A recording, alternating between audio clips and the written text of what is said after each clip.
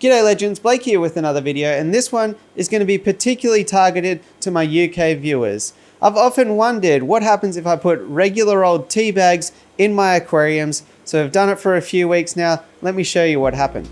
Now you might be wondering, why would I be trying to make a cup of tea out of my aquarium? And the idea is not that far-fetched. For a long time I've been talking about the benefits of Blackwater in your aquariums, typically from the introduction of Indian almond leaves, other botanicals like hardwood leaves and fruit tree leaves. In fact, even on the floor here right now, I have a bag of dried grape leaves, mulberry leaves, and other leaves from my own garden. As a general rule of thumb, anything fruiting or anything from a hardwood species of tree is fine to put in your aquarium. In particular, I find that shrimp really love to eat mulberry leaves, so I planted a mulberry bush with the full intention of harvesting leaves for shrimp. If you do have your own place and you're setting up a garden for it, I definitely recommend that. And the grapevines also put off a heap of grape leaves, so always have an abundant supply. But even in old houses, I put a lot of oak leaves in my aquarium. The theory behind doing something like this is that it's supposed to unlock antifungal and antibacterial properties, as well as it has a more natural look. It darkens the water, so the amount of power that LED lights put out these days, I doubt that there's many river systems in the world that are as bright as we like to keep aquariums. So it's just kind of all that natural sort of vibe to it. However, we are always looking for the most accessible and the most cheap options when it comes to anything in our aquariums. So I got the old Lipton here, 50 bags for a couple of bucks. So literally cents to the dollar if you're trying to buy a pack of almond leaves online or whatever it is. So I thought, what could be the pros and cons of doing something like this? Actually, that's not entirely true. This originated from a question that I had on an old botanical video that I did, asking if they can just use ordinary old black tea. Definitely think that there's some potential risks in terms of introducing caffeine into the aquarium. However, quality black tea should be better. I wouldn't go using any herbal tea or Earl Grey tea or anything like that, although I potentially could run those experiments in the future. But I thought, for now, the old English breakfast is probably the most common tea bag out there, so I'd give it a go and find out. Also, be mindful that the tea bags you get don't have any sort of added things into them. Usually the cheaper, the less likely there are going to be anything in there except just 100% natural black tea. Anyway, that's a long-winded way of saying that we got to this point, and the next step in the process was to decide which species would work well with this. Obviously, you don't choose hard water species, African cichlids like my Tanganyikans down there. They're not going to really enjoy softening of the water. They're not going to want the pH to be lowered below 7, so they were out of the question. I ended up choosing a few species that you might think are interesting. I chose the Ember Tetras in this tank here behind me. I chose my Dwarf Spotted Dan, a species that you might not be that familiar with. And I chose Chili Raspberries, a beautiful species that I thought would only be highlighted by that tannic water. It's going to bring out those crimson colors in them. I think that was all. So what exactly did I do? The Chili Raspberry tank here, a 20 litre or 5 gallon aquarium. I put 2 tea bags, hung them in the corner, and they've been stuck there for the last 3 weeks.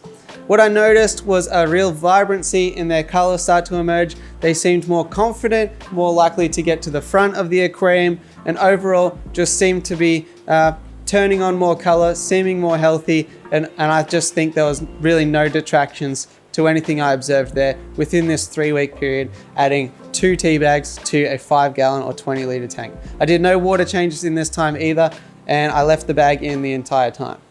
The Dwarf Spotted Dan is also a 5 gallon or 20 litre aquarium. This time I only put 1 tea bag in there, but I still left it in there for the entire time to get maximum steeping effect from the tea. It definitely changed the color of the water, obviously not as much as the Chili Raspberry tank. However, again, I did no water changes during this 3-week period. And again, Dwarf Spotted Danios are one of my shyest species of fish. Even doesn't matter what side of the tank I walk to, they always scurry off into the other corner, and they definitely seem more confident with the darker water, seem to have no ill effect. And although not a colorful species, they definitely showed kind of a bit more of a shininess, I'd say, which is very scientific. But you'll just have to kind of take my word for it, I guess. We don't do exact science here on my channel. I found a very similar effect with the Ember Tetras, though I wanted to try them out because I do inject CO2 into this aquarium. So I thought an aquarium that's already getting the acidic effects of carbonic acid through the introduction of pressurized CO2, the extra addition of more acid did not negatively affect the Ember Tetras either. 2 bags in this one, steeped for the entire 3 weeks. I don't think you really need to leave them in for the whole 3 weeks, because after the first 2 or 3 days there was really no change after that. But overall, absolutely no negative effects with this either. There is one more species that I forgot about, and it's these behind me, my Burmese Raminnos. And this species here really popped off when I put in the tea bags. They've shown the best coloration that I've ever seen on them. I've shown them recently on the channel and they showed pretty good color, but they seem to really enjoy this tannic environment. So the Burmese Raminnos, or sorbor barbs, they really had a good time with the tea or any Blackwater environment. I'm sure they'd absolutely love.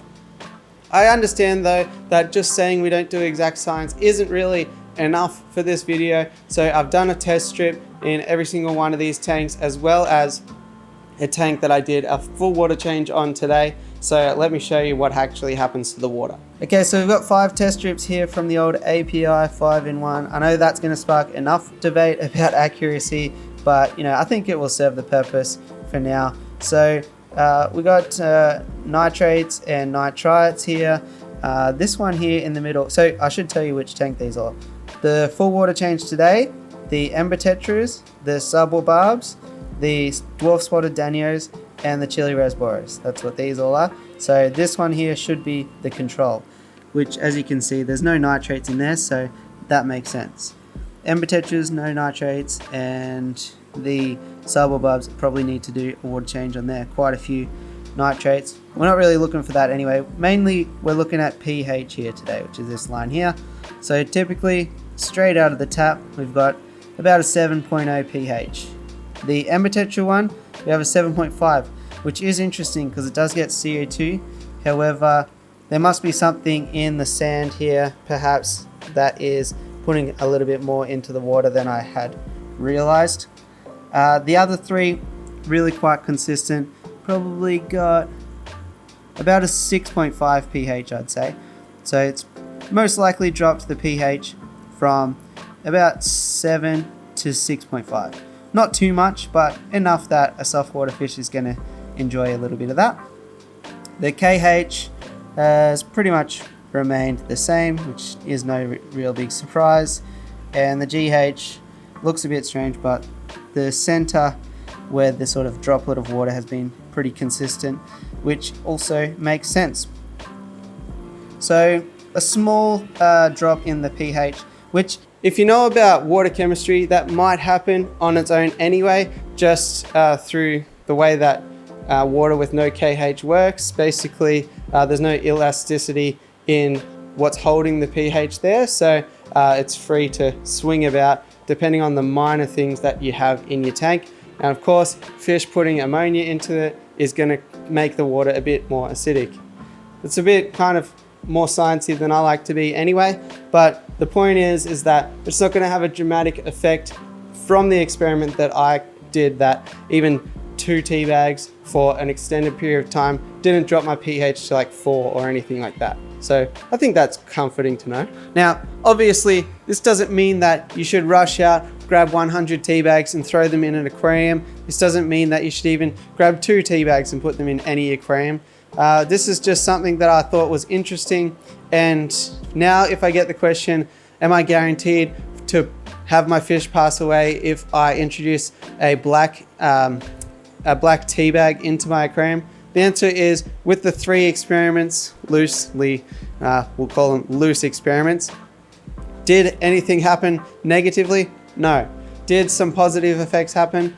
I think so. I think 2 or 3 positive impacts happened. So for the low price of a couple of cents per bag, if you can't find any leaf litter around you, if you're not confident that the leaf litter that is around you is free of pests or pesticides or fertilizer and anything else that can happen on the ground in the natural environment, then I think that black tea, if you got it in the cupboard anyway, you should be able to put it into your tank and have a pretty effortless, really simple Blackwater effect in your aquarium. So let me know what you thought about this one. Obviously, this is a very simple thing and I just kind of thought of it one afternoon and thought I'd let you guys know what happened. So if you've ever thought about it, definitely I think you can introduce something like this into some of your tanks. Of course, always have a backup.